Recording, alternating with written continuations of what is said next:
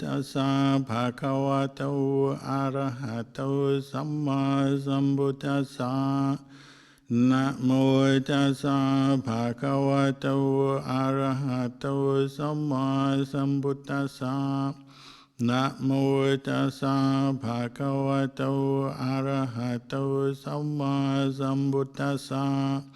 Buddhang dhammang sanghang namassami.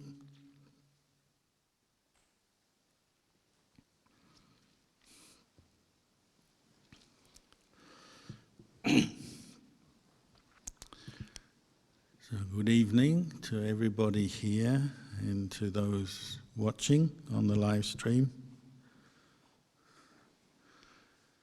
We've come to the end of the year, or you could say just another day. But these days have significance in our culture, in society. So it's a good occasion for us to come together to practice the Dhamma, chant, meditate, listen to the Dhamma and reflect, contemplate the Dhamma. Because if you have faith in the Buddha, the Dhamma, the Sangha, then it's the natural thing to do. Once you hear the Buddhist teachings, it will lead on to wanting to practice them. Even though saddha or faith or belief does play a role in the Buddhist practice, the Buddhist path, it's only a starting point, and we cannot realize what the Buddha taught by faith alone, belief alone. We have to take what he taught and put it to the test in our practice. If you think about the Buddha's life, in his own life, he came to realize the Dhamma on the night of his enlightenment. And what did he realize? Well, you might say the heart of his teachings are the Four Noble Truths, Arya Satya Dhamma. Recognizing that there is dukkha, there is suffering and stress in life as an experience, and there is a cause of dukkha, and there's the cessation of dukkha, and there's a path of practice that leads to the cessation of dukkha. In brief, that's what the Buddha realized, that's what brought him to enlightenment. And they compare the Four Noble Truths to the footprint of the elephant. So just as all the footprints of animals in the forest fit within the footprint of the elephant, so all the teachings of the Buddha fit within the footprint or the teaching of the Four Noble Truths. But these Four Noble Truths are also guidelines to practice, not just to believe in as true or not. We have to take them away and use them as skillful means to develop wisdom and understanding that will free us from stress and suffering, which is what we all want. And this is why listening to the Dhamma, contemplating it, and developing wisdom in our lives is going to help us to realize the Four Noble Truths. Ultimately, it's wisdom, understanding that frees us from stress and suffering, whether it's just in a brief moment of stress, realizing it's something that we have to let go of, maybe some unskillful thoughts, or change our behavior in a moment, or on a deeper level, coming to realize the truths that all physical, mental formations are impermanent, suffering, not self. There's many levels of wisdom we develop through our practice. Just learning that, to share what we have with other people is a good thing. It brings us happiness and helps others makes us feel good about ourselves, makes other people happier. It's a necessary thing in this world. We have to learn to share, to be kind to each other, for our own good and for the good of others. That's wisdom, seeing that, understanding that. So when we come together on New Year's Eve, it's a time to contemplate your life, maybe to take stock or review your life, what is going on in your life, how peaceful, happy you are, or if you have stress and suffering, well, think about it more deeply. As we know, this is a period of unpredictable time, with coronavirus in particular. One day we're free from it, the next day it's back again. One day we're in lockdown, another day we're out of lockdown. The ordinary changing conditions of the world will have their effect on our mind, won't they? What do we think about it? How do we feel about things? How do we react to things? We can learn to use the Four Noble Truths as a way to understand our experience better.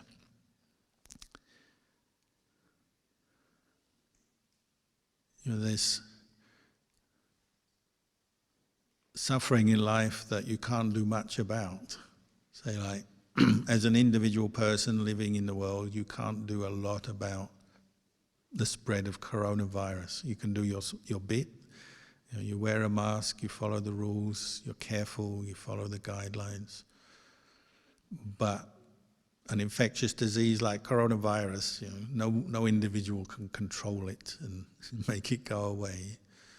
So that's one thing we have to reflect on, isn't it? Coronavirus is not self, it's not something that an individual can control, but we can work together, cooperate to help manage it, reduce its effects, treat people who get it, and try to prevent it spreading and develop vaccines, which hopefully will help us to eliminate it ultimately. And we can all help to do that, but no one person can control it. So that's something to reflect on, isn't it? There are these things in life which do bring us suffering, discomfort, inconvenience, and even sickness and death. But it's not within our power to control it. So what does that bring up in your mind? Like when you have the thought, coronavirus, maybe it's already here. It's returning to Melbourne. What does that bring up? Maybe it brings up fear, anxiety. But then that fear, that anxiety, where does that arise? It arises in your heart, doesn't it? In your mind. What does it come from? Or maybe receiving information. There's more coronavirus around. That much you know, and there's not much you can do about that. But then what you think about it, how you feel, that's something that's more under your control, your personal control. So maybe if you feel anxiety, am I going to get it? What's going to happen? Is it going to be locked down? Am I going to lose my job? Am I going to get coronavirus? All of that is occurring in your own mind at this time. The coronavirus itself hasn't yet impacted you directly. You haven't got it yet, I assume. I hope. But your thoughts about it are right here, right now, aren't they? Fears, anxiety arise in our own mind. So in terms of the Four Noble Truths, that's where you're having to look at suffering and its cause and what you need to do to end it. We rely on the government, say, to provide healthcare and experts to develop vaccines, and everybody to do their bit following the guidelines. But the fears, the anxieties, that's our responsibility because it's arising in our own mind. Fear, anxiety is not out there. We may infect each other with fear and anxiety, so just as a disease can infect a person, well, so can somebody else's mood. So you hear too much bad news and too many fears from other people, And you might be prompted to fear yourself. You think, oh, they're afraid, I'm going to get afraid. And we do catch fear just like a disease, don't we? The more we talk and the less aware we are, the more we absorb other people's worries, anxieties. So that's one factor. But in the end, fear, anxiety arises in your own mind, that suffering that you can do something about. So this is where the Four Noble Truths are helping us to recognize what kind of suffering we can't do much about. It's just part of life, something we have to live with, be patient with, accept. And what kind of suffering or dukkha we can do something about and even end or make it cease, which is what our aim is. We don't want to suffer. So like, I always was impressed with the story Lumpur Buddhadasa in Thailand. He used to tell a story about when he first understood about fear, that fear is a form of craving that arises in your own heart. It's not that there aren't things to fear in the world, but the real place of practice is within your own heart, your own mind. And there's plenty of fear and anxiety there that you can remedy. And because he's somebody with great wisdom, great bharami, perhaps he'd been practicing Buddhism for many lifetimes, he already at the age of 10 years old had an insight into this. A very smart little kid. He said he used to have this job as a kid. His father was a farmer, and like most farmers in those days, this is like maybe 100 years ago, he had rice fields, had buffalo, and 10-year-old Ajahn Buddhadasa's job was to take the buffalo and the cows out into the fields and into the bush every day to graze, watch over them, and then bring them home at night. He's only 10, but if you ever go to Thailand, especially rural Thailand where they still have water buffalo, you'll regularly see the tiny little boys, 7-year-old, even girls, 7, 8 years old, dragging this huge buffalo behind them. And you think, how on earth does this little kid control a huge buffalo? Well, as soon as the buffalo wanders off, the little kid just says, "Hey, you, come here," and pulls the rope, and the buffalo gets scared and comes after them. So they have them well trained. So little Ajahn Buddhadasa had to take the buffalo into the forest every day to graze, but they would pass a cremation ground.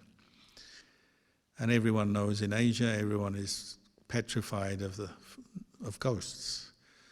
Fear of ghosts is a huge fear in people's minds. Not so much in Australia, although some people are. But in Thailand, very afraid of ghosts. And going through a cremation ground, charnel ground, would always bring up fear in the minds of people, adults, children alike. And Ajahn Buddhadasa, as he dragged the buffaloes and cows through the cremation ground, his hairs would stand on end with fear. He's only 10 years old, but he noticed this. Oh. Goosebumps, because he's entering the place where he believed ghosts were. And then as he left the cremation ground and went into the field area, nothing. Feels relaxed, fine. Then on the way home, he's fine, pulling the buffaloes along, coming through the fields, fine. Then as soon as he enters the forest that is the cremation ground where people are taken to be burnt when they die, goosebumps, fear, panic, stress. Then when he leaves the cremation ground with the cows, nothing, all gone. So there's dynamics going on every day because he was doing that job daily. So fine, go to the cremation ground, extreme fear, leave the cremation ground, fine. On the way home, fine. Enter the cremation ground, fear. Out of the cremation ground, fine. He couldn't help but notice his own extreme mood swings every day. And then one day, he said he was dragging the cows, the buffaloes through the cremation ground, and it was the rainy season. There was a lot of grass coming up because of the rain, and normally the cows and buffalo would respond to the little boy's commands and do what he told them. But that day the grass was so inviting, so green and lush. As soon as one cow stopped, started munching, then another, disaster. They all stopped in the cremation ground and started grazing and wouldn't move. You know, whatever the boy would do, he'd pull the buffalo, it wouldn't move. He was stuck as they all grazed. So he was stuck there for a while, much longer than he wanted to be, because he was petrified. This is the cremation ground. Maybe a ghost will get me. But then something happened. He's just sitting there, frustrated that he couldn't get the cows out of the cremation ground. And he noticed he was afraid, eager to get out because of his fear to escape. But the buffaloes and cows are just sitting there quite happily, grazing. They were as happy as they could be. They didn't want to leave. And he looked at the cows, the buffaloes, he looked back at himself. He's only 10 years old, but he had this already quite a wise attitude, and he said, they're not afraid. They're enjoying the grass. I'm just sitting here, but I'm petrified. But actually there's no real danger. I haven't seen a ghost. There's no real reason to be afraid. It's just my own thinking, you might say, attachment. And he looked back at the buffaloes, back at himself, and he just decided, I can't let a buffalo be wiser than me. Buffaloes are happy, eating away. I'm unhappy, afraid. I'm a human being. I'm supposed to be better than buffaloes. But at this moment, they're better than me. And he just thought, that's it. I'm not going to get afraid over something I can't see, that hasn't happened, that's just in my mind. There's no point. I can't even match a buffalo. So he said from that day on, he didn't get afraid again. He still had to take the buffaloes through the cremation ground. It was still a place they would regularly take corpses to burn, but no more fear, because nothing had happened. Nothing had happened. He'd never seen a ghost, never been attacked by a dead body or a ghost.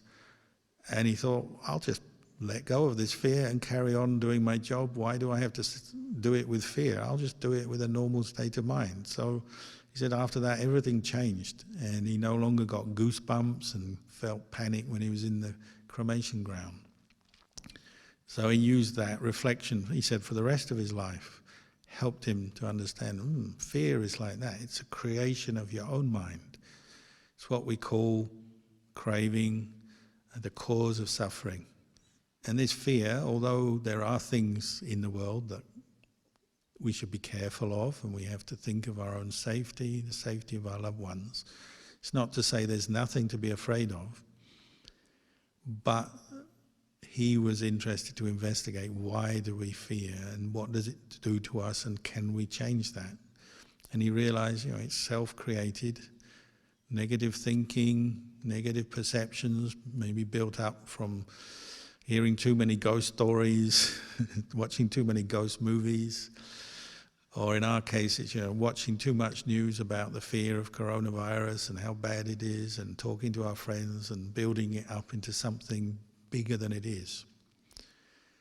And I don't mean to say there isn't a threat or a risk from coronavirus or any other disease, but you have to get it in perspective and see the fear that you create in your mind. This is what we call craving, the cause of suffering. This is something we have to investigate and let go of. This is what the Four Noble Truths are helping us to do. And you think about it, although coronavirus can be a deadly disease, certainly it's not good to catch it, but you don't get fear when you get into your car, do you? When you got into your car to drive here tonight, or any day you get into your car, most people don't feel fear. They're just thinking, where am I going? What have I got to do? Why is there so much traffic? Oh, the cost of petrol these days. The mind is in its own little world. It's not thinking of fear. But if you looked at the road traffic accident statistics, maybe you would get a bit afraid, because a lot of people get hurt in car accidents. Some people die. is maybe more dangerous, much more dangerous than coronavirus if you look at the statistics. And yet nobody thinks about that. It doesn't matter. Get in the car, go. So fear is something you can learn a lot about yourself, about your mind, by investigating it. And this is what the Buddha was encouraging us to do. You use our mind, use the teachings he gave us to understand better how we create suffering out of situations. And it's not that there is no suffering, no risk, no threats, no problems in the world. Of course there are. But what we do is magnify them, build them up, make them worse than they are, and suffer. So there's the suffering, say, of coronavirus, and then there's the suffering of what we think about it. Our anxiety, our fears, our anger, our aversion. You know, how many people are saying, I hate 2020, I want 2021.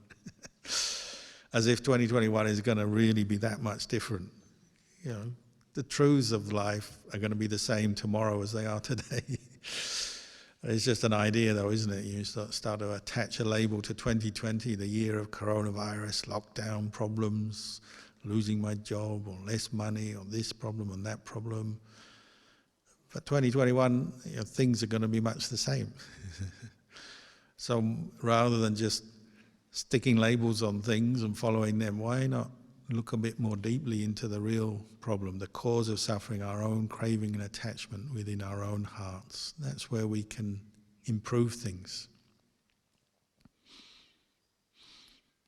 I remember one year, many years ago maybe, or 30 years ago, I was staying, just before New Year's, I was staying in a forest in Thailand on my own, camping out in the forest for a while.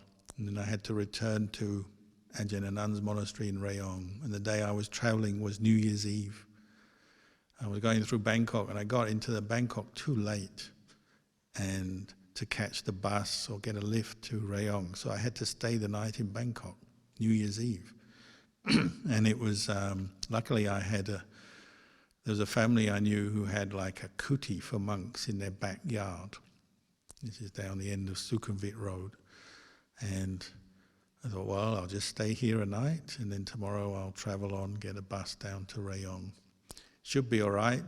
New Year's Eve, well, if it was in the West, probably a big deal, parties, noise, but this is Thailand. You know, New Year's in Thailand is April.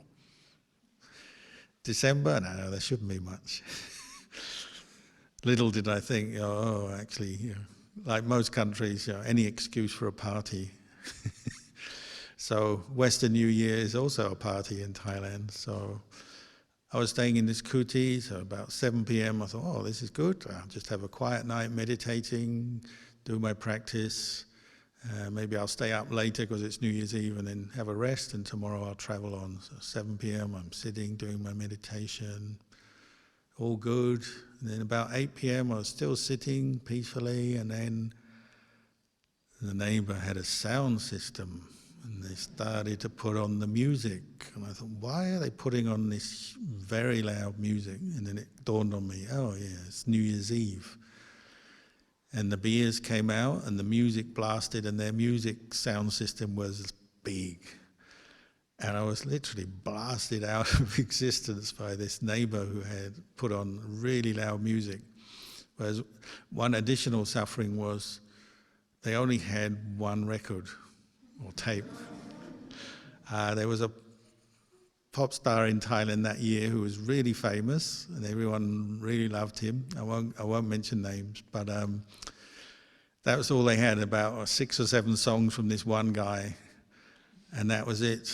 8 p.m. onwards, in succession, these 6 songs kept coming up over and over and over again. 9 o'clock, 10 o'clock, 11 o'clock, 12 o'clock. I got to 12 o'clock and I was just sitting there with all this loud noise. I thought, well, I'll just endure. Maybe they'll get tired and turn it off. They didn't turn it off until 5 a.m. And I couldn't sleep even if I wanted. It was so loud. So I just went on. First of all, I was grumbling. Why are they playing this loud music, having a party? And then I was thinking, and why have they only got one song? It just went on and on all night. But by about 4 a.m. I was physically tired because I hadn't really slept, it was so loud, but I kept meditating through it. About 4 a.m. I got really peaceful because I put a lot of effort into my meditation. And when I got peaceful, I didn't worry too much about the music anymore, the sound. And I started to think, okay, this was unpleasant, this is suffering, it's something I can't do anything about. It's one of those kinds of suffering that you just can't do anything about on the outside, you can't fix. But on the inside, how I was treating it, how I was reacting, I could. And so I had first of all just grumbled and complained in my mind. Then after a while I realized that's suffering, so I gave that up. I thought, I'll just be patient, practice mindfulness, do my meditation, even though there is a loud noise. And eventually I got to the point where the noise didn't bother me and my mind settled down into a state of calm. My final thought was, actually this neighbor with their really loud noise and poor choice of music has actually helped me to stay up longer than I would have, practice mindfulness, practice meditation, and I've actually got to a point where my mind is calm. So instead of being angry and annoyed with them, I actually started to feel gratitude because in a strange way they had prompted me to practice more than I would have. By the morning I could say, well, they helped me to stay up all night meditating. They did something good. You think about it, if I tell people here to stay up all night meditating, very few people will do it. But this neighbor had managed something quite difficult to get somebody to stay up meditating all night. So in a strange way, I was quite grateful to them. And not everyone will stay up all night meditating. So they'd help me. And so then I wasn't angry anymore, I wasn't upset. It was just the way it was. There was loud music, but I managed to deal with it and let go of my own negativity. So another example how there is suffering in life. There's problems, there's noisy parties, there's coronavirus, there's this problem, there's that problem, there's cremation grounds which bring up fear, whatever it is. But it's how we deal with it is the important thing. Do we use the Dhamma, the teachings of the Buddha, and introduce them into our thinking and contemplate what's going on and understand, well, what is the real source of the suffering? Is it the music? Is it ghosts? Is it coronavirus? Or is it our own mind and what we're thinking of it and giving in or following our own reactions to the suffering with negativity or more fear, or anxiety or anger? This is what the Buddha was teaching us, to learn to bring up more awareness of our own mind and see what we can do to improve things there. The Buddha didn't say you shouldn't go out and try and improve the world either. So, of course, we do what we can to improve society, fix diseases, and solve the problems of the world. But the real place we can improve life is here, in our own heart and mind. Introducing the Dhamma and using it as a way, a framework, a way of reflecting, learning from our experience. And you get in the habit of doing it. If you practice regularly, you get in the habit of looking in your experience, at your experience, from the point of view of the Four Noble Truths. Where is the craving here at the moment? Is the problem out there, or is the craving arising here? When you're angry, is the anger out there, or is it in your own heart? When you're afraid, is the anger or the fear out there, or is the fear in your own heart? That's where you have to look. And the Buddha was giving us tools to look, so he encouraged us to practice mindfulness, right effort, mindfulness, right samadhi, every day to improve our ability to be able to stay in touch with our own mind and understand more clearly where suffering comes from, and then to abandon it, abandon the causes of it, the craving, the attachment that causes us suffering. To do that, you have to be able to observe yourself, watch your mind. So that's why we come together, we meditate, you close your eyes, you're looking at your mind on the inside. And then you're looking at it in terms of the Four Noble Truths. You see a negative thought arise, your mind is complaining, or you feel fear, anxiety. You have to try and hold your attention long enough to recognize this is the cause of suffering. This is what must be abandoned, let go of. And the more you do that, the more familiar you get with practicing in this way, and the more you understand your own mind. And it becomes more your response when there is suffering. Instead of getting upset and getting stuck in that mood, you come back to look, well, what's causing this? Ajahn Chah used to say, if you're suffering, it must be because you're attaching to something. So that maybe becomes your way of looking. Where am I attached here? I'm attached to my desire. So if I'm not getting my desire met, maybe I'm angry, I'm upset, frustrated, so I'm suffering. Something happens that you don't like, that situation arises by its own set of causes and conditions maybe, but how do you react to it? If something happens you don't like, do you get angry? Do you feel fear and hold on to your fear? Are you seeing craving as craving, or are you just following it, getting lost in it? This is what the Buddha was teaching, to recognize craving is the cause of suffering. Desire, attachment, anger, ill will, sense desire, these are the causes of suffering, and we have to learn to see that. And why do you feel peaceful when you meditate? Because you're letting go of desire and attachment and anger and ill will. You're letting them go. You start to feel more content. Every time you practice mindfulness, you bring your mind back to the present moment. You let go of that train of thought, that mood, that feeling you were experiencing. Your mind starts to feel better, calms down. The Buddha used to say, if you are afraid, just recite the word Buddho, think of the Buddha, recite Buddho. And if you really do that sincerely, you'll find your fear at least reduces a bit. It may still be there in the back of your mind, but it will calm down a bit. When your fear calms down, mindfulness is present, then you can contemplate what's going on. Maybe you can think what you need to do in that situation. When fear arises, we're paralyzed, we just get stuck, can't make a good decision, don't know what to do. Maybe we we panic and we just freeze, we can't speak, we can't think, we don't know what to do. Extreme fear is like that. When you establish mindfulness, at least you know, oh, this is fear, feels like this, it's like this. Your mind settles a little bit, then maybe you can think more clearly what I must do at this time. Sometimes there's nothing you can do, and that's also a realization. Oh, there's nothing I can do about this. Nobody can do anything much about coronavirus, so you have to accept it. Nothing much I can do. I don't know what will happen. But that's already going to make you feel better once you realize that.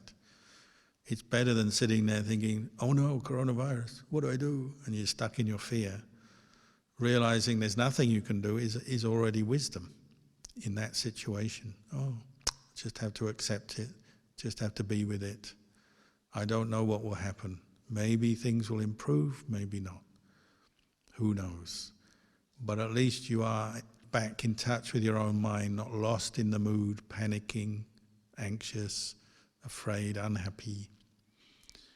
You use this way of reflecting on your experience over and over again. You'll get better at it. You get better at saying, the real problem is in my own mind, more than out there. When things happen that we don't like, the real problem is what we think about those things. People disagree with us, criticize us, rude to us, put us down. The words of other people, of course, they're unpleasant. But the real suffering is what we think about it.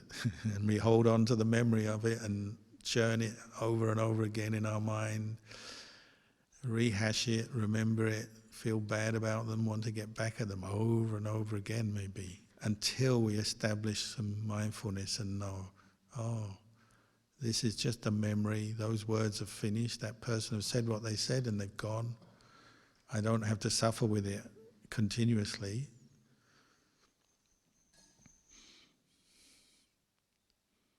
Same with desires, isn't it? When you get caught into desires, things you want that you haven't got. Discontent, I want that, I really need to get that. There's many levels of desire, aren't there? There's things you really do need. You know, we all need food, we need to pay the bills, we need to have the basics of life. But if you've already got that, then there'll be a lot of desires that are really not that necessary, and they cause us a lot of suffering. We have to be able to investigate that.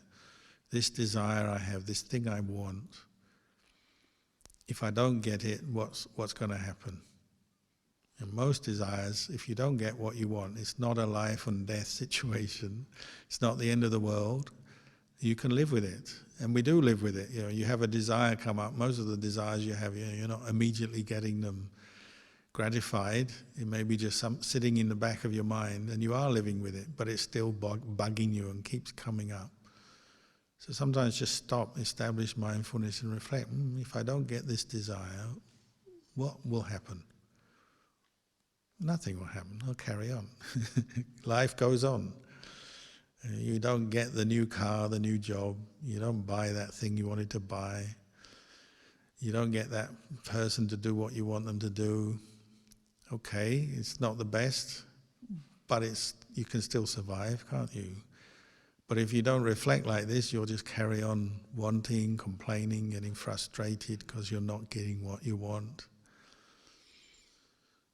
When you start practicing mindfulness, a lot of contentment comes up because you see these movements of the mind, the desires, wanting to get something, wanting to get rid of something, and you're seeing them as desire, as the cause of suffering, as craving, as cause of suffering.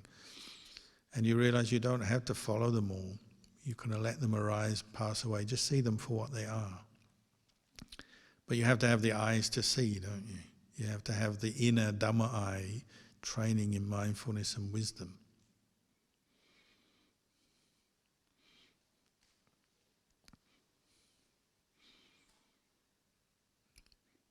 Now is New Year's Eve. You might be thinking, well, what do I want for the new year?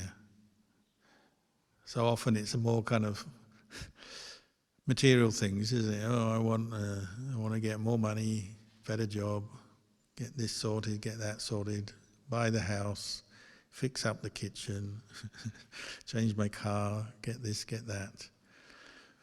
Maybe look a bit deeper. What do you really want for the new year? Well, I would say the best thing would be a bit more wisdom into the Four Noble Truths, a bit more insight in the Four Noble Truths would be the best New Year's gift or wish you could have.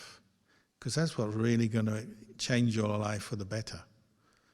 Understanding what the Buddha taught on a deeper level will definitely improve your 2021.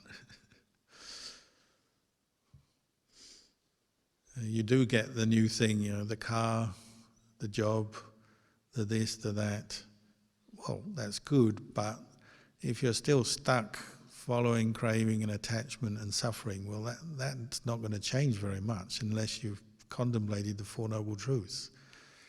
We have to keep coming back to these basic teachings and developing them. Practice meditation regularly. Bring the mind to see the Four Noble Truths. Put them into practice. That may be the best thing you can do for 2021, whatever else is going on in the world. Whether coronavirus disappears or it stays, whether they open up international travel and you can go to another country or not, whether the economy is in lockdown or not. Okay, these things are just way beyond us to control ourselves. But the Four Noble Truths are always there for us to realize and understand through our experience, whatever else is going on in the world. Changing a thought from anger, which is suffering, to a thought of goodwill, which is not suffering. You can do that any time, any day, coronavirus or not, New Year, this year or next year.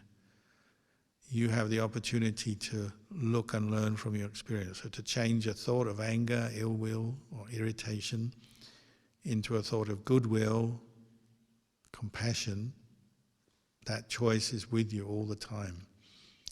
That's the Four Noble Truths in action, isn't it? When you recognize that anger, ill will, irritation is suffering, how can I let it go? Well, one way you can let it go is bring up the thought of kindness.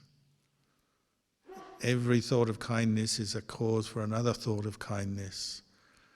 The happiness it generates will develop. The more you develop the thought of loving kindness, the more happy you'll be, the more it will lead on to skillful action, helping others, doing the things you have to do in your life with a good attitude, a good state of mind. Little by little, your experience of suffering will be reduced.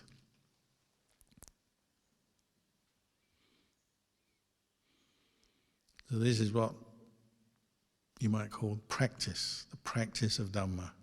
Actually learning to watch over your mind and improve it for the better, using the Four Noble Truths as your guideline. They're your real teacher. You know, suffering is your teacher. Suffering is bad, but it's really just something that we have to learn from. And then look at where is the suffering, what is its cause. The cause is craving and attachment. That has to be abandoned. When we abandon it, we feel better. You abandon it once, there's one little victory. You keep abandoning it, there's many victories. After a while, it might not come back at all, or very rarely.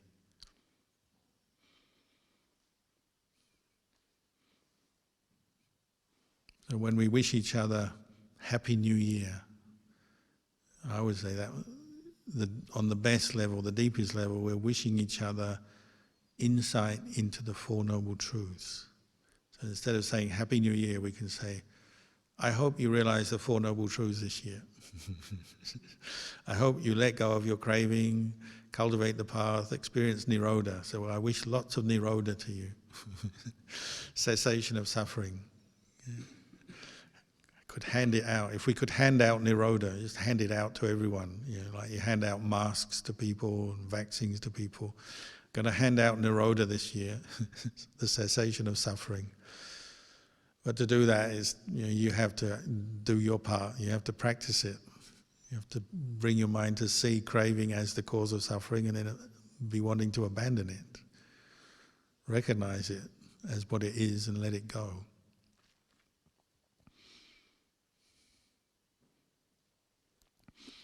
So maybe I'll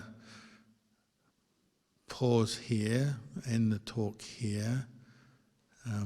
We still have a night of practice ahead of us, but I'll just leave you with these reflections for the moment.